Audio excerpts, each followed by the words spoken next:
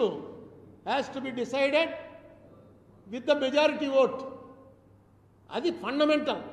మీకు మనం చూస్తూ ఉంటాం అసెంబ్లీలో ఇప్పుడు 11 మందే ఉన్నారు అసెంబ్లీలో, కానీ స్పీకర్ ఖచ్చితంగా బిల్లు పాస్ చేసేటప్పుడు says ayes have it or no have it అని అడిగితే ఐస్ అనగానే అందరూ ఐస్కి ఎస్ అన్న వాళ్ళని లెక్కేసినట్టుగా ప్రకటించి ఇదిగో ఐస్ ఎక్కువ మంది ఉన్నారు కాబట్టి ఈ బిల్లు పాస్ అయింది కాబట్టి పాస్ అయినట్టుగా ప్రకటిస్తున్నాం. ఎందుకు అందరూ తెలుగుదేశం వాళ్ళే అసెంబ్లీలో ఉన్నప్పుడు మళ్ళీ ఈ తతంగం ఎందుకు? ఈ 11 మంది అసెంబ్లీకి వెళ్ళట్లేదు, కానీ అది జరిగి తీరాలి. అది కాన్స్టిట్యూషనల్గా ఆర్టికల్ 100 జరిగి తీరాలి అని చెప్తే అది జరగలేదు. మన ఏపీ రీఆర్గనైజేషన్ యాక్ట్ పాస్ అయినప్పుడు అందరూ అడుగుతూనే ఉన్నారు, అమ్మా డివిజన్ పెట్టండి, ఎంతమంది అనుకూలమో ఎంతమంది కాదో డిసైడ్ చేయండి. ఒక్కడు అడిగినా సరే, ఒక్కడు చెయ్యెత్తినా డివిజన్ పెట్టి తీరాలి. అది కాన్స్టిట్యూషన్. పెట్టలేదు డివిజను. ఇది కూడా క్వశ్చన్ చేయకపోతే ఏదో నా కంఠశోషణ ఉంది, కానీ మనకి ఎవడైనా ఏమైనా ఎందుకైనా ఎందుకు ఇస్తాడు అసలు? మనం అడుగుతుంటే తీసి పక్కన పెడతారు.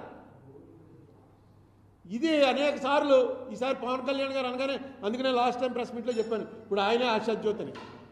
ఆశాజ్యోతి రాష్ట్రానికి కాదు, ఈ కేసుకి. ఎందుకంటే ఈ కేసు విషయంలో ఆయన చాలా అనుకూలంగా స్పందించాడు. ఆయన స్వయంగా మీటింగ్కి వచ్చాడు. నేను నిజానికి ఆయన్ని పిలవాలా, ఆయన వస్తాడన్న ఏర్పాట్లు కూడా చేసుకోవాలి మేము. ఎందుకంటే ఆయన రాగానే మొత్తం హోటల్ అంతా జనంతో నిండిపోయింది, బయటంతా జనం, ఆయన సెలబ్రిటీ, విపరీతంగా జనం వచ్చేసారు. ఆయన వస్తారని ఎక్స్పెక్ట్ చేయలే, ఎవరో ఒకరిని పంపుతారనుకున్నాను, కానీ ఆయన నేనే వస్తున్నానని చెప్పి ఆ మీటింగ్కి వచ్చారు. దానివల్ల మీటింగ్ క్రెడిబిలిటీ కూడా చాలా పెరిగింది. ఈవేళ నేను పవన్ కళ్యాణ్ గారికి మీ ద్వారా రిక్వెస్ట్ చేసేది, ఒకసారి చంద్రబాబు నాయుడు గారికి కూడా అభ్యంతరం లేదని చెప్పాడు. నాకు అభ్యంతరం లేదు కాదు, ఆయన స్టన్ అయిపోయాడు నేను వివరిస్తుంటే. నేను అల్లుబాబి చెరుకూరు రామారావు వెళ్ళాం. మేము వెళ్ళి సీఎం గారితో గంట సేపు కూర్చున్నాం. ఆ రోజు సీఎం గారితో చంద్రబాబు నాయుడు గారు, ఇవాళ మళ్ళీ ఆయన సీఎం అయ్యాడు. మరి ఎందుకు ఈ అడగటానికి ఏ రకమైన ఆబ్లిగేషన్ అడ్డు వస్తుందో నాకు అర్థం అవట్లే. ఒక్కసారి ఆ కోర్టులో కేసు కనుక, ఎందుకంటే ఈ చరిత్రలో నిలబడిపోతుంది. ఆంధ్ర వాళ్ళని బయటికి గంటేసి బిల్లు పాస్ అయిందని ప్రకటించారు, మీరు కూడా మాట్లాడడం ఏంట అని డైరెక్ట్ మోడీ గారు అయినా పార్లమెంట్, రాజ్యసభలో, లోక్సభలో అంటుంటే అయినా మన తరఫున ఎవడు మాట్లాడకపోతే ఈవేళ మీ మీద ఆధారపడి ప్రభుత్వం ఉంది అక్కడ. ఏముంది దీనివల్ల? బీజేపీ వాళ్ళకి వచ్చిన నష్టమే లేదు, ఎందుకంటే వాళ్ళు అపోజిషన్లో ఉన్నారు. ఎందుకని మరి దీన్ని పెద్ద విషయంగా తీసుకోవట్లేదు నాకు అర్థం లేదు. కానీ చరిత్రలో నిలబడిపోయేది ఏంటంటే ఆంధ్రప్రదేశ్ ప్రజలు చేసినటువంటి ఉద్యమం, అసమైక్యం అంతా ఉత్తిది, ఏమీ లేదు. ఆఖరికి ఎంపీలందరినీ బయటికి గంటేసి పాస్ అయిందిరా అని పాస్ అవ్వకుండానే ప్రకటించిన అడిగే నాదుడే లేడు. అప్పుడే 11 ఏళ్ళు అయిపోయింది అన్నది ఈవేళ రాకపోవచ్చు, కానీ రేపు మీ అందరికీ కూడా మాయను మచ్చ అవుతుంది. దయచేసి దీని విషయంలో చంద్రబాబు నాయుడు గారు, ముఖ్యంగా పవన్ కళ్యాణ్ గారు దీని మీద తీసుకోండి అని చెప్పడానికి ఈవేళ సిగ్నిఫికెంట్గా మే 5 కాబట్టి ఈవేళ సిగ్నిఫికెంట్గా పెట్టడం జరిగింది.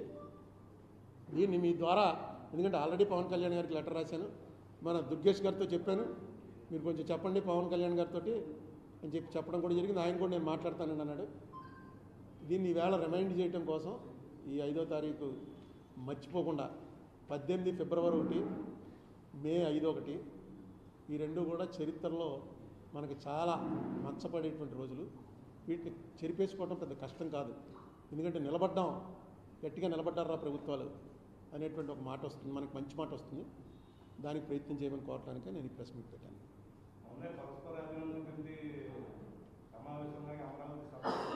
ఇవన్నీ అమరావతి సభ కానీ వేరే జరుగుతున్న వాటి మీద నేను ఒక 1 ఇయర్ హాలిడే ఇచ్చాను. 1 ఇయర్ ఏంటంటే ప్రభుత్వ పనితీరు మీద 1 ఇయర్ అయిన తర్వాతే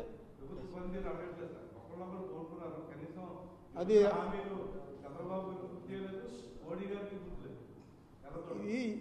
దీని మీద విస్తృతంగా చెప్తాను. ఇది ఒక మాటగా చెప్పడం. ఇంకొక ఇష్యూ